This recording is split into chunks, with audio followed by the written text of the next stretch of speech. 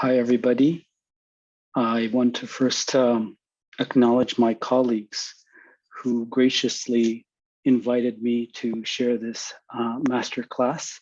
I want to acknowledge Dr. Sharon Stein, Dr. Santiago Guterres, and as well as Dr. Julian Evelyn da Silva for providing me with the honor to share with you some of my reflections, meditations, and contemplations around the question of internationalization of higher education.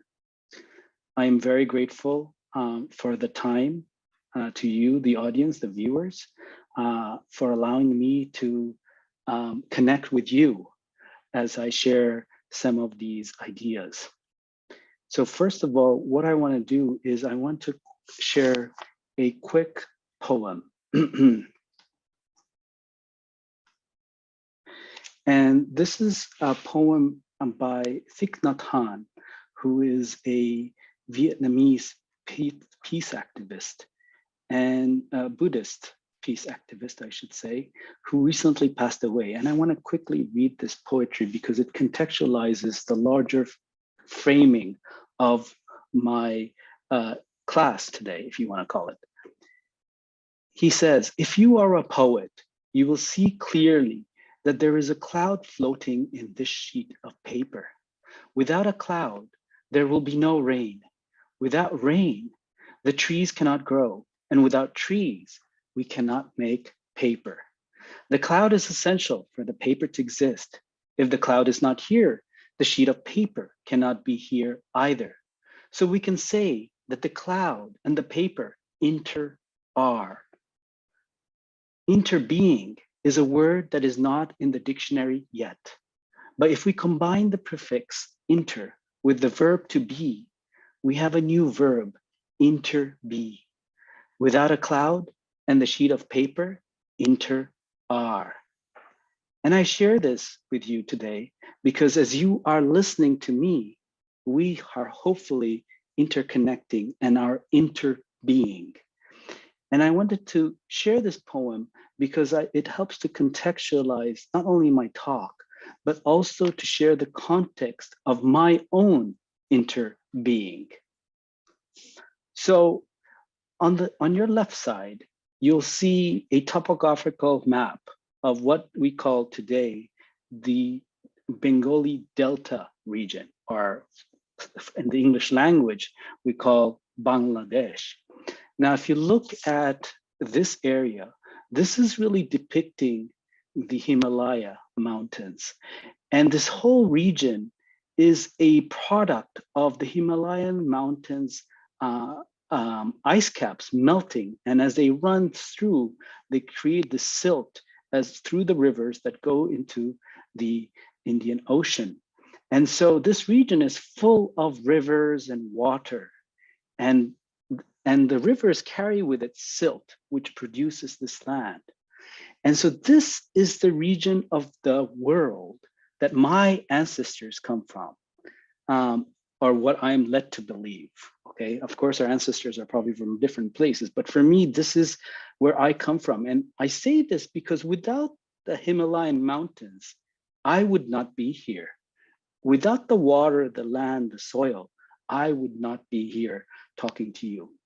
So this is where my ancestors come from. Here you'll see another island, and an island I'm sure many of you are familiar with. And this is the island that I was born in. So my ancestors come from the Delta region, but this is the island I was born in. And today, because of this island where I was born, I have something called the coveted British passport, which allows me the privileges, and I'll talk a little bit about that later. But this island is very powerful, not because it was where I was born.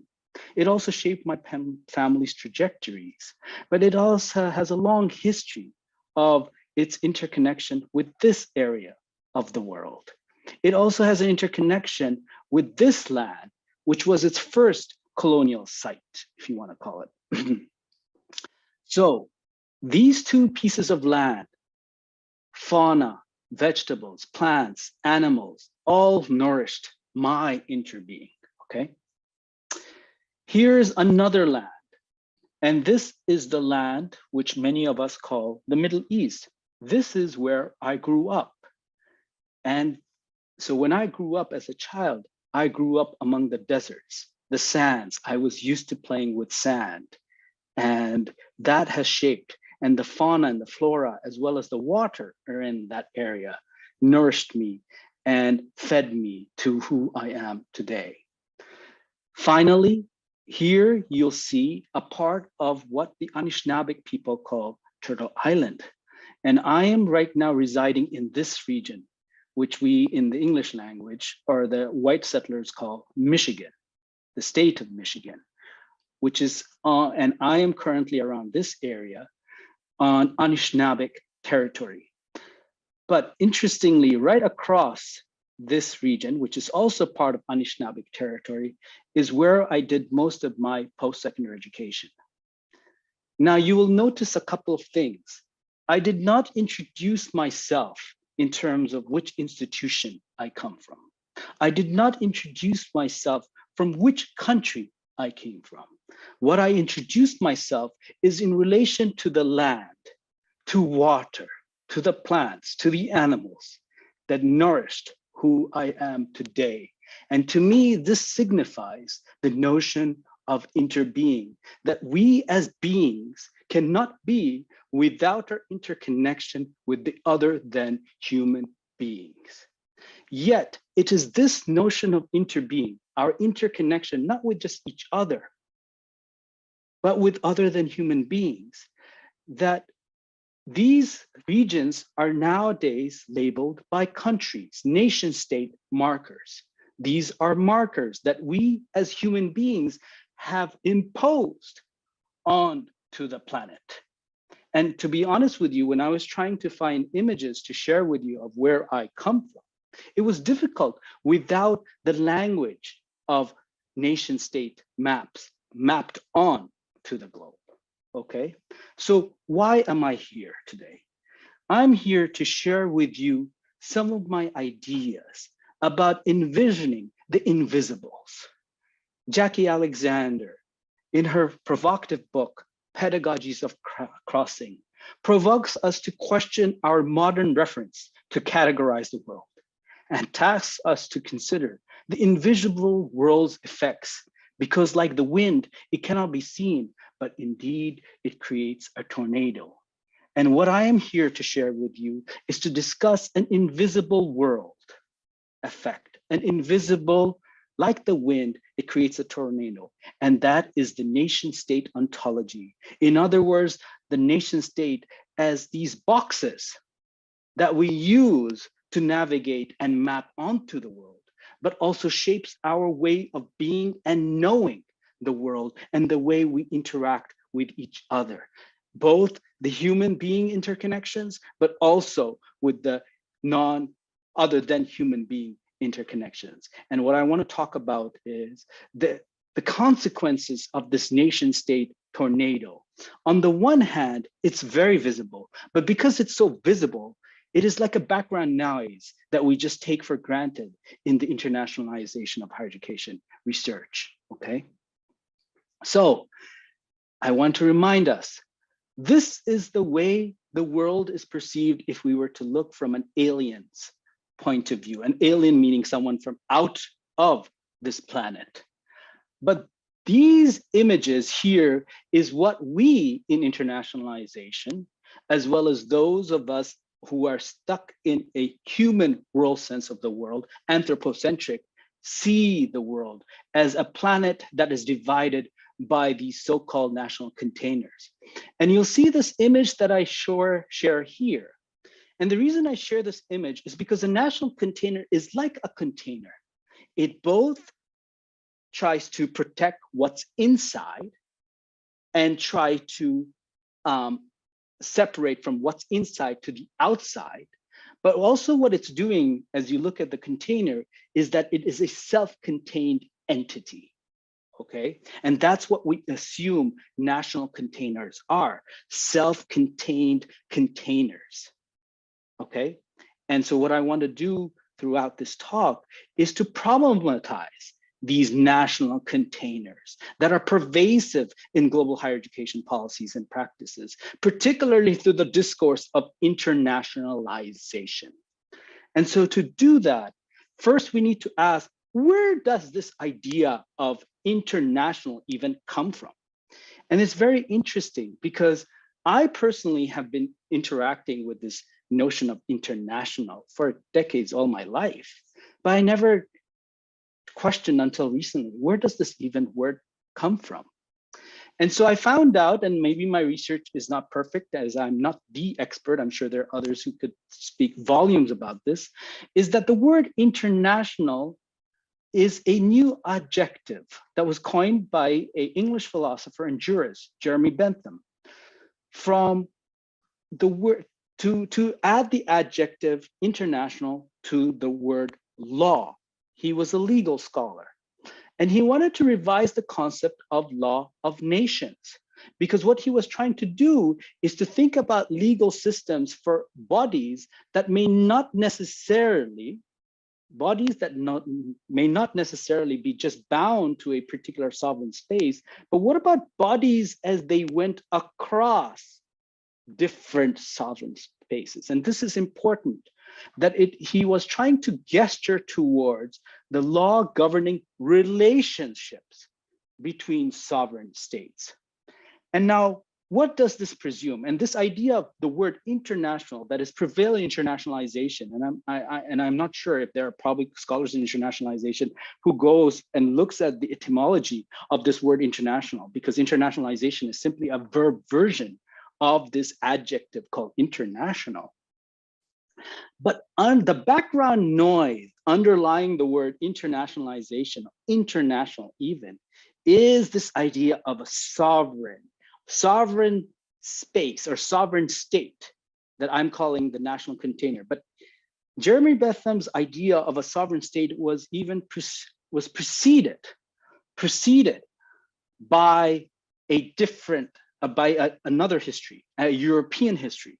So the way we think about the nation state categorization of the world is a category, or the nation state category container model of the world, was something that was constructed in Europe and has been imposed through coloniality of power as ontologies of space around the world.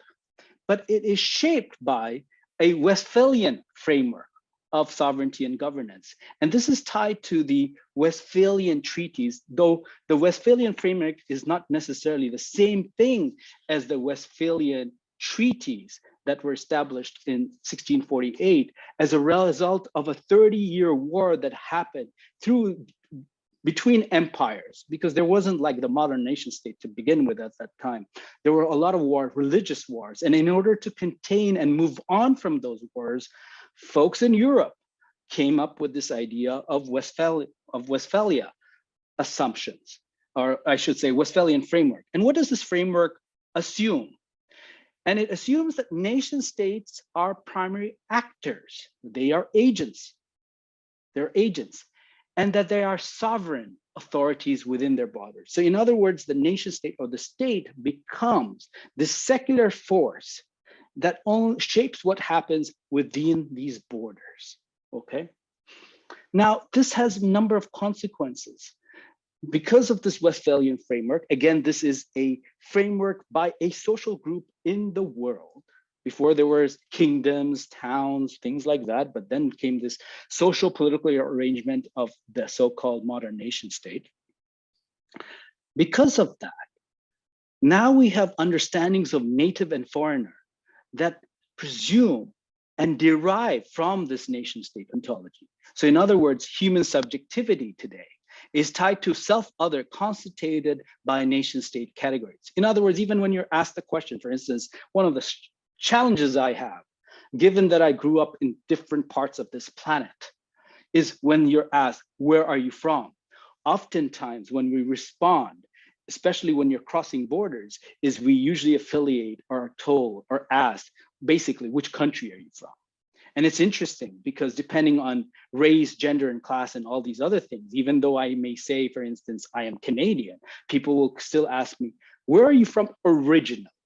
because again, this idea of identity is tied to particular parts of the world that are tied to particular national containers. So human subjectivity is tied to self and other, constituted by nation state categories. But in doing so, what it does is that it creates these dichotomies between migration versus mobility, the domestic versus the foreigner, nationalism versus cosmopolitanism, majority versus minority, us versus them. In other words, these so-called verses, these binaries, these categorizations, underlying them is the nation state category, okay? So this invisible nation state ontology, what I'm saying, is a way of knowing and being. It's not just a category, we live it. It's a convenient tool to categorize oneself in the world. When we ask people, when we say international students, international faculty, whatever, we're often creating these identity markers based on our own notions of what is local national citizens, right? So it becomes a very convenient way to label the world, to again, anthropomorphize the world through these national container boxes. But they're also provide a lot of pleasure too. Their attachments to these particular national containers give us also material, symbolic, and affective value. There's, you know, I don't want to deny we get a lot of privileges. In other words, in terms of security, so-called peace, so-called privileges, just like I said, you know, being Canadian, being Bangladeshi, being American. There's a lot of these things, and that's one of the reasons why people are mobile from one region, one part of the planet to another, in order to become affiliated with particular national containers, because it provides them with certain kinds of privileges. And I'm saying this as someone who comes from an ancestral background of Bangladesh. How many Bangladeshis move out, or people from the global south go and live and try to immigrate or emigrate and become so-called citizens of first worlds, in order to be able to then carry those privileges they wouldn't have. In other words, the nation state, to begin with, the way it was built, the system itself already had hierarchies, which are tied to coloniality. But also the nation state provides us the means of agency. It provides us self-determination. But again, I want us to step back and ask ourselves, what does it presume? It presumes a world that is spatially divided by this notion of sovereign containers that are interacting with each other. And those who are inside these sovereign nations are interacting with each other. Hence, we call that international. So what is international? And international, if you look it up in a Google search, is this signifier for this idea of a process or a label tied to some kind of phenomena that goes in between two or more nations. Again, nations is the underpinning background noise. Nation state is the hidden or taken for granted container through which we create these so-called international labels, or what we consider international partnerships, what we consider to be mobility, things like that, okay? So one of the works that I have been focused on, given my background, like I said, my interbeing, is that we, with my colleague Adriana Kizar, we introduced this idea of methodological nationalism. Now, having said that, we are not the only ones who talk about methodological nationalism. There are many people who are talking about it in different ways in different disciplines. But we brought this idea of methodological nationalism in terms of thinking about it in the context of higher education research. There are others who've done that, such as Roger Dale, Susan Robertson, and of course, Simon Margins and many other colleagues who've done this. But what we've done is we've focused it on terms of higher education research, particularly globalization of higher education. And so what is methodological nationalism? It is this assumption, which is to what I was saying earlier, that national containers are these containers are the natural category for what we consider a society. So when we're talking about societies, we're not talking about a global civil society. Oftentimes when we're talking about, and by we, I'm talking about higher ed researchers, I'm talking about colleagues like me, who've been trained in the Anglo-American world. Perhaps others may think differently. But oftentimes the dominant discourse is when we think of society, it's usually something that's bounded in a national container. And how do I know this? Is because how we define society has implications for what constitutes social players and processes in higher education policies and practices. And so, for instance, when we in higher education research, for instance, how we're funded is shaped by the national container. Because, for instance, the American government will fund what I do inside the US or for the US. Similarly, UK government, Australian government, Chinese government, Japanese governments. In other words, the state reproduces methodological nationalism through the ways they even fund. In other words, if you look at a lot of the higher education policy research, they tend to be very much focused on policy. When we talk about policy, we're often talking about national or state level or local policy. We're not talking about the global. But also the way we think about the responsibilities of higher education institutions. We say global as something separate from what we see as internal society. In other words, Chinese society, Japanese society. So, but more importantly, the notion of identities are shaped by this idea that a society, in other words, our social development, our identity, our subjectivity is shaped by what's happening within these containers. Now, there are two problems with methodological nationalism that we articulate in our article. Number one, as I said earlier, it assumes that social processes arise from, within, and are internal to the nation state. In other words, you became an American student because of what's happening inside America, not because of America's imperial power all over the world. I became British because of what happened inside the British, not because British was tied to empire.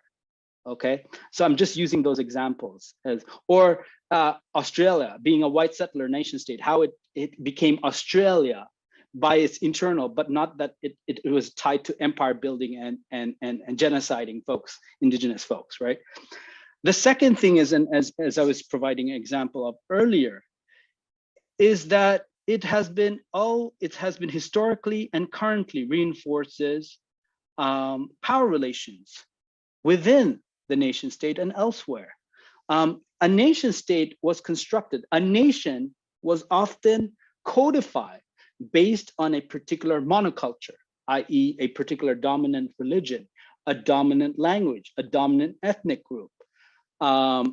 Those usually, first it started with religion, but now it's become language, it's become ethnicity, things like that.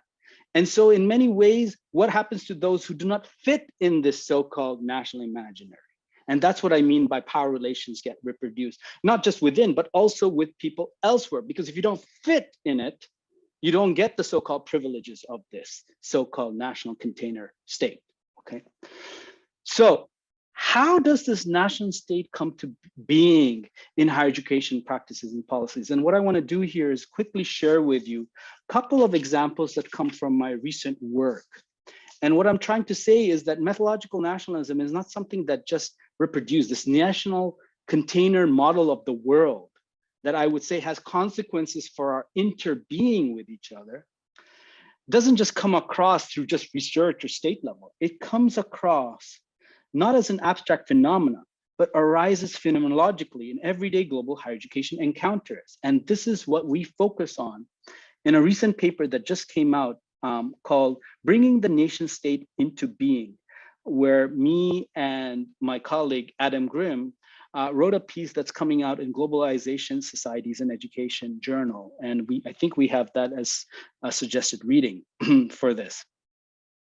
And here we're just going to share with you some examples to highlight how this nation state category is taken for granted and emerges through affect. In other words, it is ontologized through our emotional connections to this category.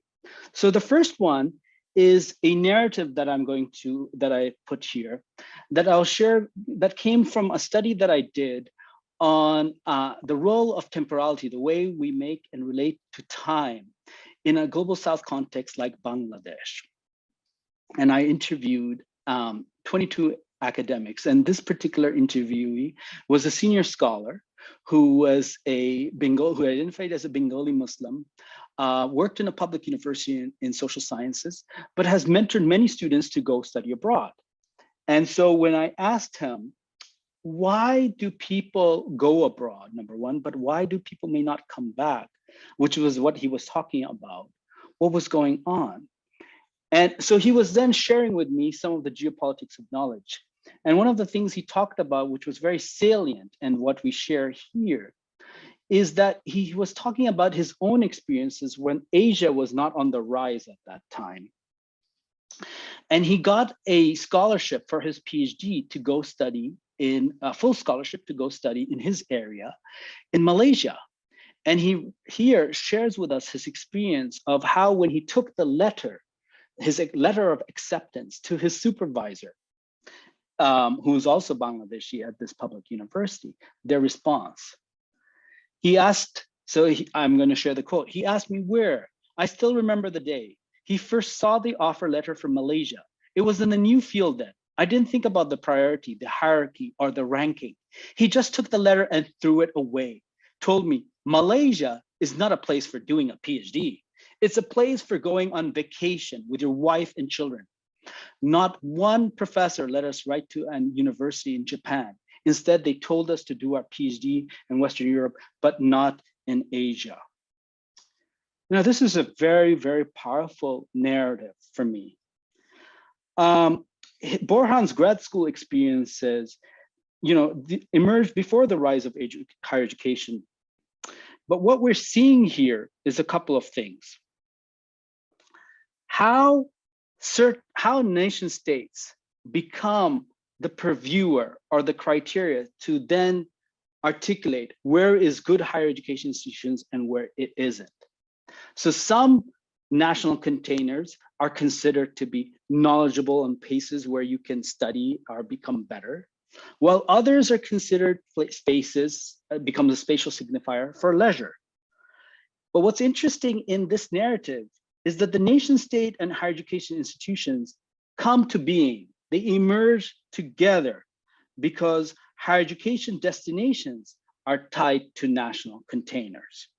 And so he talked about how his particular professor who shared this, who wanted to throw away the letter, did his PhD in Canada and believed that he should have gone to America for his work. So this is just an example how in our everyday encounters with each other, whether supervisors, students, or other students, how the national container emerges as a means to make what is the legible or legitimate place to go study, what's a legitimate place to go for leisure, gets codified or becomes intelligible through the national container.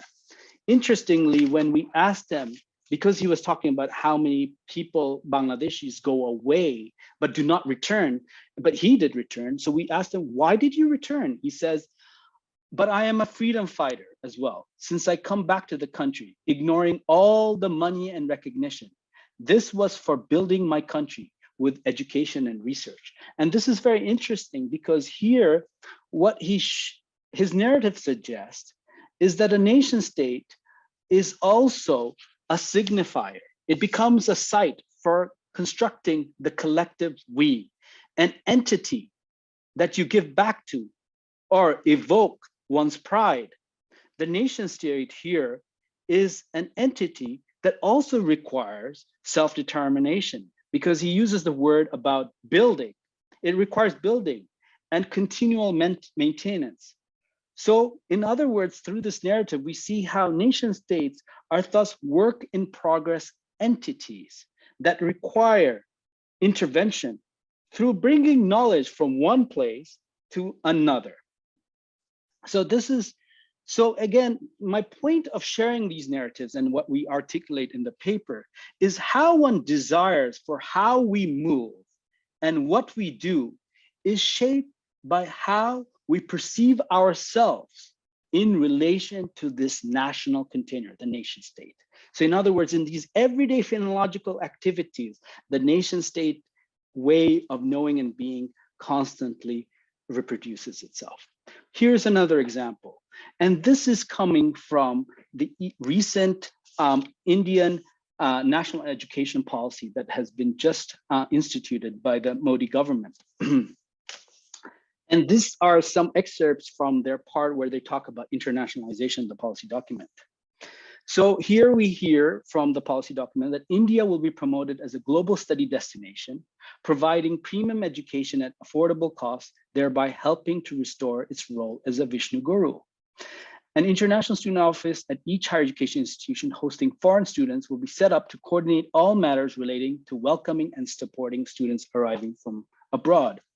Here, nation state has become a moving entity. In other words, using the word promoted.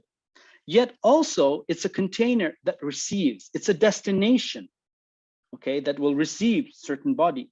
But it's also a corporate entity that provides affordable and premium education. But also it's not just an entity that is a destination, but that's moving, that is a corporate entity. It's also meant to be a pedagogue. What is Vishnu Guru? Vishnu Guru means a teacher and reformer of the world. India is also a container where higher education institutions reside. India is also a host who does all this that the policy proposal is suggesting to welcome guests from various parts of the world, okay? To continue this idea of how the nation state container gets reproduced, particularly in a policy discourse by a state, here we see how knowledge is categorized through the nation state categories, such as they talk about how courses and programs in subjects like Indian languages, Ayurvedic medicine, yoga, should be part of it, but also internationally relevant curricula in the sciences and social sciences beyond will be fostered to attain this goal of global quality standards, attract greater numbers of international students, and achieve the goal of internationalization at home. So in these policy proposals, we see how knowledge systems are constituted as being bound in particular nation, in the national container, inviting both Indian and internationally relevant curricula to attain global quality standards and attract international students. In other words, India as a national container is constructed here in relation to what is global or what is international. So my point of sharing these narratives is to show how methodological nationalism gets reproduced, how this nation state ontology, this idea of a taken for granted category emerges, morphs, and through different scales, the individual narrative that I just shared from Borhan and his interactions with his supervisor, and then here as a state, articulating its internationalization proposal for its higher education sector. But what are the consequences of the nation state ontology? How does it, in a way, going back to my starting about interbeing, in which where we're interconnected, not just with humans, but also other than human beings, what are the consequences when we reproduce this nation state ontology? And so here I'm going to talk about a couple of implications. One is I'm going to talk about research in general, based on some of my earlier work, but work that people are doing for its consequences for knowing. But more importantly, I want to end for its consequences of being and envision and provide some seeds and questions for us to consider in order to move from this abyssal line of the nation state ontology. For research, when we just focus on what's happening in terms of these bounded nation states and between nation states, what we are also obscuring is the role of transnational actors in global higher education. In other words, the role of, say, global university rankers, commercial rankers. These are commercial players like Times Higher Education, Quallerman Simmons, I'm pronouncing it wrong, which is some of the work I have done. But the role of international organizations such as UNESCO, World Bank. And by this, I'm not trying to go from one methodological nationalism to methodological globalism, suggesting that global is the most important thing. No, that's not the case. What I'm trying to say here is that when we just focus on national container and the processes between and in between, we forget there are other layers involved, other players that are involved, that are important, not only shaping what's happening within these national containers or in between national containers, but also reproducing these national containers. So for instance, if you look at OECD reports on education at glance, their bars are all based on reproducing national container models, okay? Same with the World Bank, same with Times Higher Education, rankings and so forth. Another major player is social media.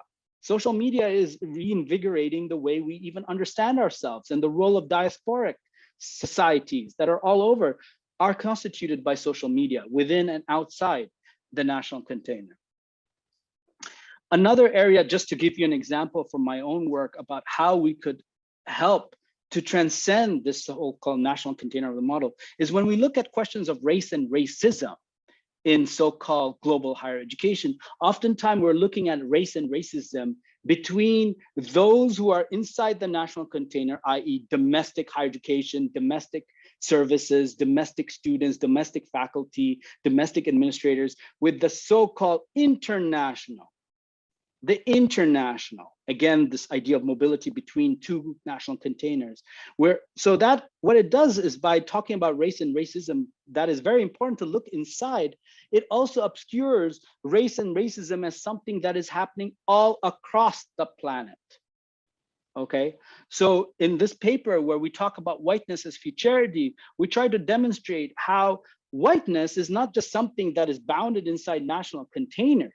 It's refracted and reflected as a global phenomenon rather than something that is just bound. And if we just look at racism from this notion of what's happening inside national container, and that's often what we see in internationalization discourses, what happens is then we are, in a way, by foregrounding that, we're obscuring how whiteness is not just something that is stuck inside that one national container or in between two nation states. It is a transnational process, and it happens because whiteness, as we argue, is a transnational force that is reproduced through the political economy, through the mobility, through the changes that's happening in global higher education. And so this is just an example of how we're trying to transcend. I'm not saying we are the answer. We're just trying to provide tools to move questions of race and racism, which is, by the way, something that's always been a transnational construction, of course, by particular actors of the world who use their local histories to globalize their designs or their notions of race and impose it elsewhere, that we tend to dislocate that by being focused on race and racism that is stuck in national policies, national processes, national social processes, and forget. And in doing so, we only look at race and racism between two national container entities, i.e. international students versus domestic and so forth, but not look at larger processes, such as the role of global university rankings, the way global university rankings reproduce whiteness as an aspiration. Similarly, the notion of liberal education, which is what we talk about in this article. Another example is the role of popular culture. And this is a way to kind of not just transcend the notion of methodological nationalism, because popular culture, as you know, especially through COVID and so forth, this idea of Netflix, the idea of Facebook, Twitter, TikTok, these are not something that is bounded in a particular national container, but they are shaping our imaginaries of each other. So when I talk to my students who you would consider the international students, or our students here in the United States, the so-called domestic students, as I ask them how they know about the other, it's often mediated by popular culture. It is through the movies that they watch. It is through the TV shows, such as Friends, for instance. These are circulating globally. Similarly, how Hollywood shapes it. Similarly, Bollywood or Nollywood shapes the way our students, how we even interact with each other if we've not physically gone, but our own imaginaries of ourselves in relation to the national containers we live in is mediated by the popular culture, which I think is an important area for us to investigate more and more if we were to move beyond the national container model, but to see how the national container model gets reproduced through popular culture. Another thing that I am increasingly working on is the role of temporality. And this is very interesting. When we say temporality or time is often tied to the modern clock time, as well as calendar time. How does that shape? This is not just something that's inside a national container. This is something that is shaping and mediating the relationship between each other through the planet, and also creating consequences, i.e. linear notions of time, how it synchronizes us through GMT, things like that, how we synchronize because business is synchronized through clock and calendar time. And by calendar time, I'm really talking about the Christian calendar that has become the marker through which we organize our lives around the world, even though we celebrate the other so-called New Years. Calendar time plays a role in terms of the way we even navigate the world and each other and the way we get together. And so that's a very important thing for us to think about, is that nation state containers sometimes obscure us from understanding how this clock and calendar time gets morphed and changed in these different pockets of the world, but we get obscured if we just think about processes that happen inside national containers. But there are also consequences for knowing, because what about those who do not fit neatly in these national containers, such as those who are dispossessed or landless, such as the refugees, such as in the Rohingya right now who are residing in Bangladesh, transient migrant workers, what happens to them and the violence that is committed? How do they take part, or how are they foregrounded in the so-called internationalization research? What about those who do not fit into national imaginary, such as Muslim or queer bodies in India, or Uyghurs in China, or Mundas in Bangladesh? But what's important to think about as we're thinking about nation state ontology and trying to transcend and trying to embrace a form of interbeing is national categories determine how we allocate resources and determine mobilities. In other words, nation state as a category shapes, restricts, enables, or enhances cross-border mobility through policies such as visas. And of course, as I said earlier, some bodies based on their affiliation with particular national containers have more privileges to move across through these visa systems than others. And that's tied to colonial geopolitics of knowledge. But more importantly, the nation state category, the way I'm talking about it, the modern form also includes, but also exclude those who have their own national, not national, but sovereign notions of sovereignty. In other words, indigenous people seeking sovereignty over their land in so-called white, in many settler contexts around the world. What happens to them as they're moving across the borders and they do not fit and have to assimilate into the so-called dominant national imaginary in order to move, because their indigenous sovereignty is not recognized globally or within. So they have to assimilate. And that's the question we have to ask ourselves as we're thinking about or reimagining the so-called internationalization of higher education. But more importantly, it has consequences for being. Where do our individual collective attachments and desires for nation state come from? Can we redirect our desires otherwise? In other words, so far what I've been talking about is, trying to transcend the nation state ontology, which is very difficult because it's very convenient, even for me, in terms of how I identify, but that these are ontological questions that we need to address in terms of desires, because there is some kind of investment. We have some affective investments in these categories because we get some pleasure out of it. We get some material benefits out of it. So can we redirect our desires otherwise? How do these affective attachments stifle our reimagining of higher education? And most importantly, this is why I started this talk, or this class, if you want to call it, about with Thich Nhat Hanh, to highlight that we are interbeings. In other words, we're always interrelated, not just to each other, the human world, but other than human beings. And so what a lot of the internationalization discourses does, it reproduces a global or a transnational discourse, but not a sort of planetary consciousness. And so this is the important question I want to also leave you with, is how do nation state presume our human beingness and thus separation from the other than human beings? In other words, when I identify myself as being Canadian, American, or African American, or this notion I am Nigerian and things, how are we codifying the world, but also codifying our relationship with those who may not necessarily call themselves? I mean, I would have to go check a tree and ask them, do you identify yourself as American because you're in Michigan right now? Do the animals identify themselves? Do the air identify themselves as being something tied to? I'm sharing these questions not to make fun of it, but to suggest how anthropocentric these categories are. So how can we envision possibilities? And my goal here is not to enlighten you, in other words, give you solutions and ways of knowing to move beyond that, but rather to endarken, in other words, to suggest some ways we could interconnect and plant some seeds that would grow in its own ways, not ones that I can predict or control. So here are some ongoing questions for those who want to engage in future work or future ways of knowing and being. How is the nation state performed and felt through everyday practices, objects, and policy assemblages, such as the world-class initiatives, university rankings, study abroad, visa policies, and so on?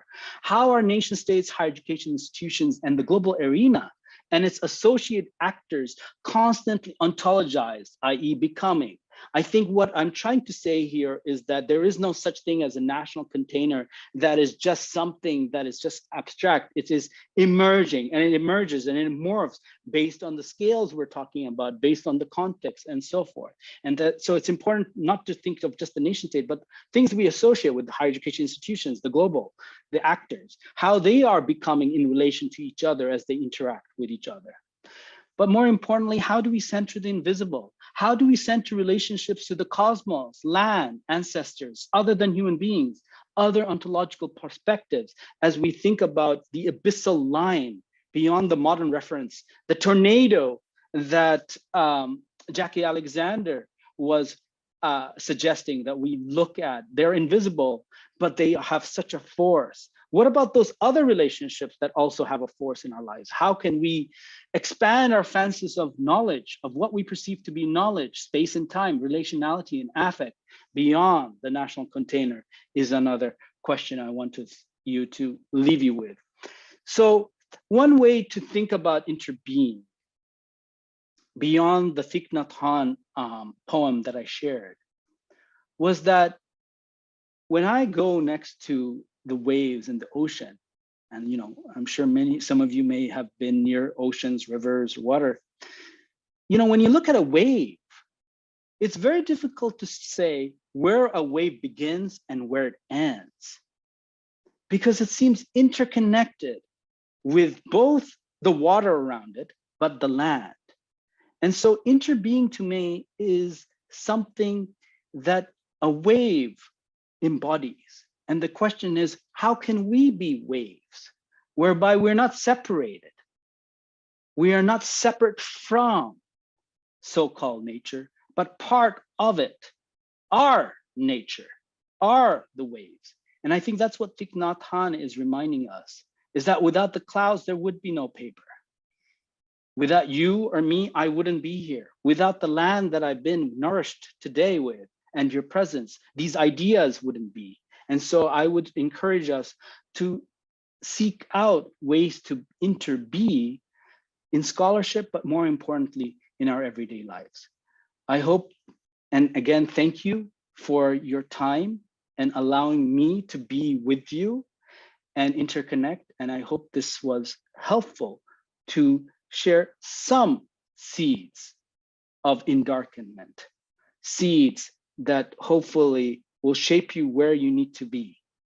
And with that, peace, and thank you again for allowing me to be part of this. Take care, everybody.